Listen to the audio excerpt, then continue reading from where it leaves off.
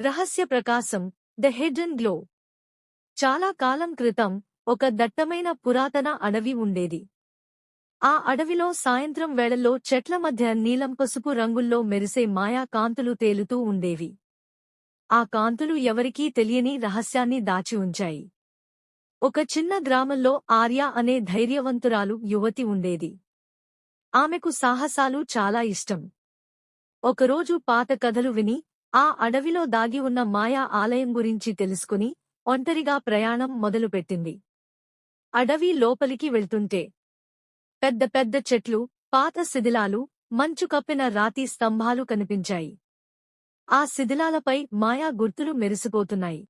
చాలా రోజుల ప్రయాణం తర్వాత ఒక పెద్ద పురాతన ఆలయం కనిపించింది.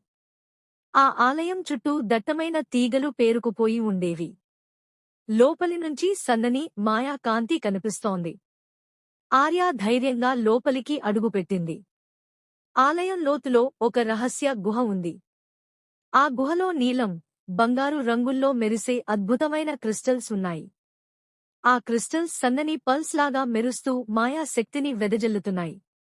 ఆర్య ఆశ్చర్యంతో నివ్వెరపోయింది. ఆమె ఒక క్రిస్టల్ను ముట్టగానే గుహ మొత్తం మరింత ప్రకాశవంతంగా మారింది. ఆ మాయా కాంతి ఆమె హృదయాన్ని నింపేసింది.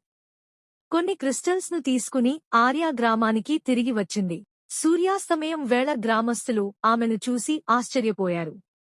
ఆ క్రిస్టల్స్ గ్రామాన్ని మాయా కాంతితో నింపేశాయి. ఆ రోజు సాయంత్రం గ్రామం మొత్తం ఉత్సవం జరుపుకుంది. ప్రజలు నాట్యం చేశారు, నవ్వారు, ఆనందించారు. ఆ మాయా క్రిస్టల్స్ చుట్టూ లాంతర్లు వెలిగాయి, ఆకాశంలోకి మాయా కాంతి ఎగిరింది. అప్పటినుంచి ఆ గ్రామం సంతోషంగా, ప్రకాశవంతంగా ఉండేది. రహస్య ప్రకాశం గురించిన